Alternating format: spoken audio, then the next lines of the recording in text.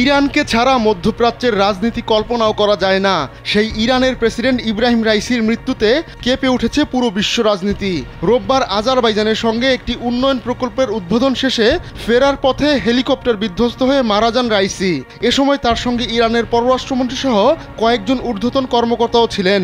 চিরশত্রু ইরানের শীর্ষ নেতৃত্ব মৃত্যুর পর ইসরায়েলের সম্পৃক্ততা আলোচনায় উঠে এসেছে। মধ্যপ্রাচ্যে নিজেদের ছড়ি ঘোরানোর জন্য ইসরায়েল ও ইরানের মধ্যে দ্বন্দ্ব দীর্ঘদিনের। ইরানের শক্তি খর্ব না হলে মধ্যপ্রাচ্যে নিজেদের খুঁটি যে শক্ত করা যাবে না সেটা খুব ভালো করেই জানে ইসরায়েল। আর ইরানও বুঝতে পেরেছে ইসরায়েল যত বেশি বন্ধু তৈরি করবে তারা তত বেশি শক্তিশালী হয়ে উঠবে। ওয়ালটন ফ্রিজ কিনে অনেকের মতো আপনিও হয়ে যেতে পারেন মিলেনিয়াল। সেরা পণ্যের সেরা অফার। তাই ইসরায়েলকে নিজেদের প্রক্সি দিয়ে চাপে রেখেছে ইরান। তাই তেহরানকে দমাতে প্রায়ই আততায়ী হামলা চালায় ইসরায়েল। আর ভয়ানক এসব মিশন চালানোর জন্য ইসরায়েলের গোয়েন্দা সংস্থা মোসাদের জুড়ি নেই।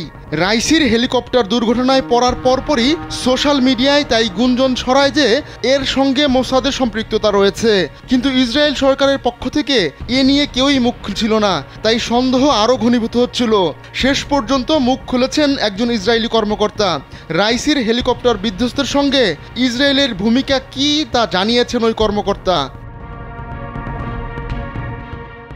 নাম প্রকাশ না করার শর্তে বার্তা সংস্থা রয়টার্সকে ওই ইসরায়েলি কর্মকর্তা বলেন, আমরা এই ঘটনার সঙ্গে জড়িত না।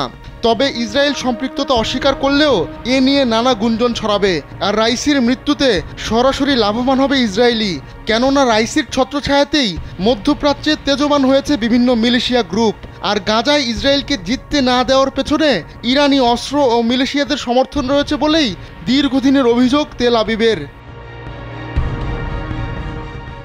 মধ্যপ্রাচ্যে কোনো রাজনৈতিক পট পরিবর্তন বা আততায়ী হত্যাকাণ্ড ঘটবে আর ইসরায়েল জানবে না সেটা অসম্ভব।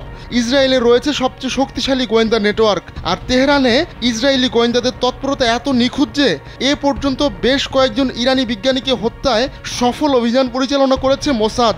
তাই হেলিকপ্টার বিধ্বস্তের রহস্য উন্মোচিত না হওয়া পর্যন্ত ইসরায়েলের দিকেই থাকবে সন্দেহের তীর। আহমদুল্লাহ শিকদার, কালবেলা ডেস্ক।